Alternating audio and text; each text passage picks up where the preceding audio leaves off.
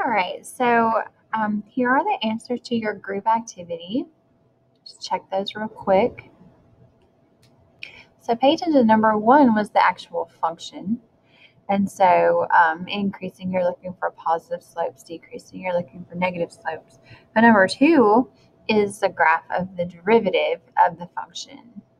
And so this negative derivative means decreasing. So negative is going to be under the x-axis, and positive or above the x-axis means that g is increasing. So be careful with that. Same thing on this one. This one's the graph of the derivative. All right, and then the check for understanding is similar to what I just said, that function is positive when it's graphed above the x-axis and negative when it is graphed below the x-axis. All right, so we're going to do this one and the next one together. So on part 1, the following is a graph of 2 functions defined on the interval from a to I. One function is g of x, whose graph is the solid curve. So let's go ahead and label that. The other function is h of x, whose graph is the dashed curve. One of these functions is the derivative of the other. That is either g of x equals h prime of x or h of x equals g prime of x. Decide which of these alternatives is correct and support your assertion with as many specific facts regarding the features of the graphs as you can. So take a look at that for a second and see if you can determine which is the original graph and which is the derivative graph.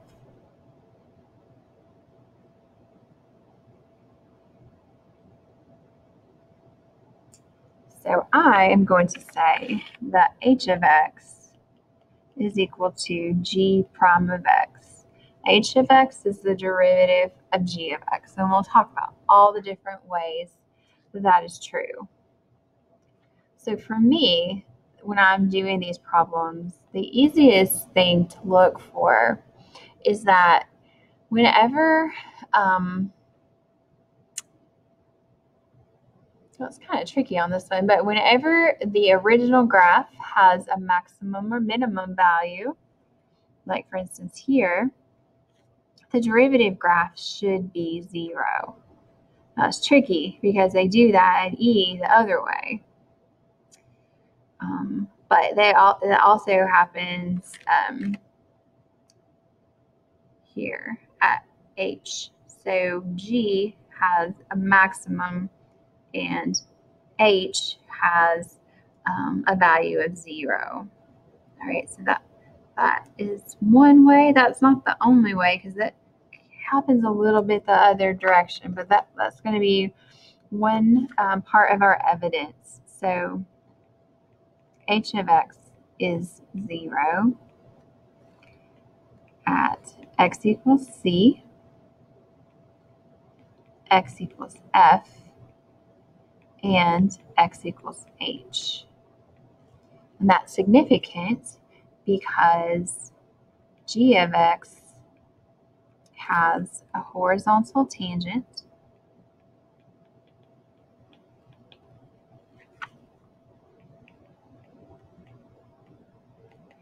at those x values.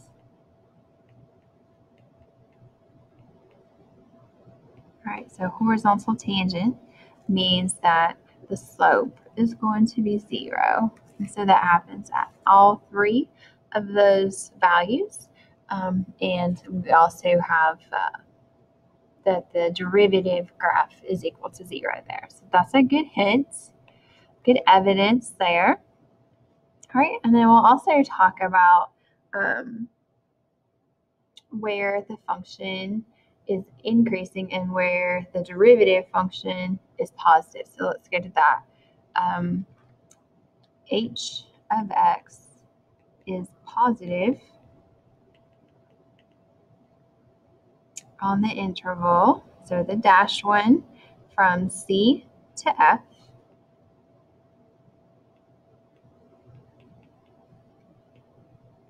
And from F to H. Now, if you say C to H, it would be okay.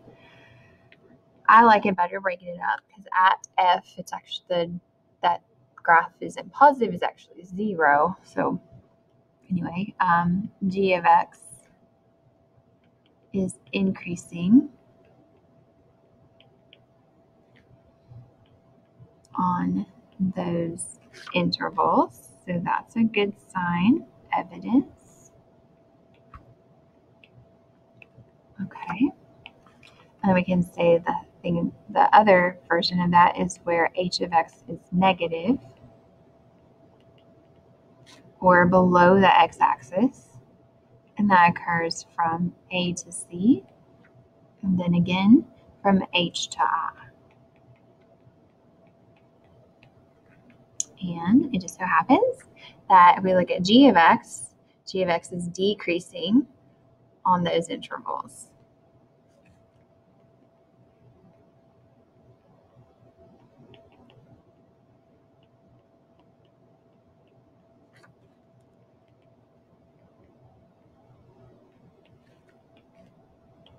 Okay.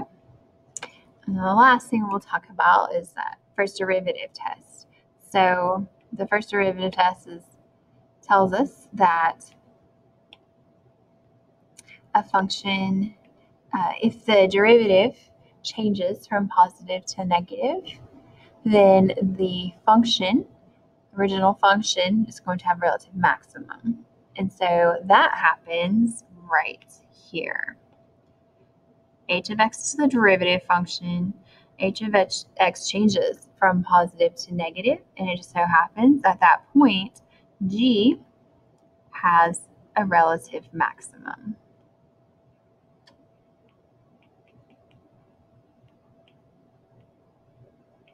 So h of x changes from positive to negative at x equals h,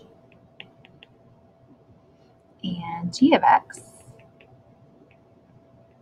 has a relative maximum there. Or we'll say,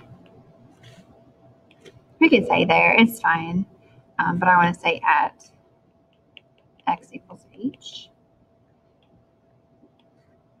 And then the last one, h of x changes from negative to positive at x equals c, so right here, and g of x has a relative minimum there.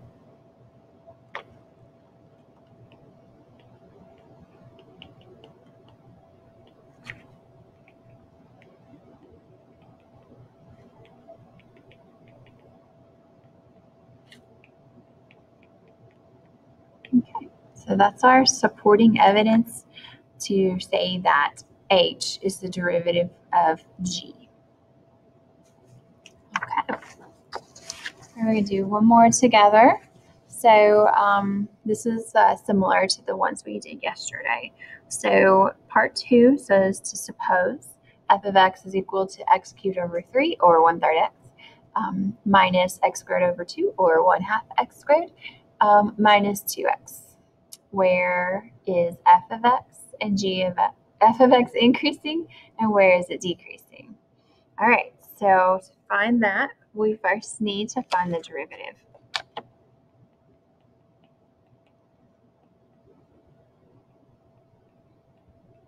right, and then we'll use the derivative to find the critical numbers.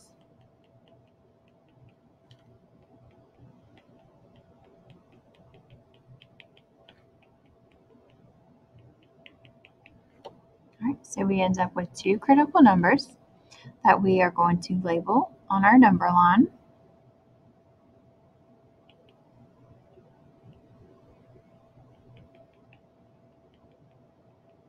All right, and then we will test points in each region using the first derivative. Okay, so when I put in -2, I could put it into the original, or I could put it into the factored version. If I put it into the factored version, -2 minus 2 is a negative. And then -2 plus 1 is also a negative. A negative times a negative is a positive. Now, plugging in 0, I would plug it into the non-factored version of the derivative because that's easy. I'm just going to get -2, so I know that's negative. And then when I plug in 3, I'm going to use the factored version. 3 minus 2 is a positive. 3 plus 1 is a positive. A positive times a positive is a positive. Okay. Well, that's all we need to be able to tell where the f of x is increasing or decreasing, because when the derivative is positive, f is increasing, and when f prime is negative, f is decreasing. And then I think some of you like to draw little arrows. That's very helpful, I think. So let's write the statement. F of x is increasing on the interval from -infinity to -1 and 2 to infinity. And it does say to explain. So we would say because, and we can do this different ways. We can say f prime of x is positive. We can say f prime of x is greater than 0. Either one is fine. I'm just going to say is positive. Okay. And then f of x is decreasing on the interval between -1 and 2 because f prime of x is negative. Or we could say f prime of x is less than 0, whatever you want to say. Okay, that is it. All right, so what I want you guys to do for your assignment is just finish this packet, please.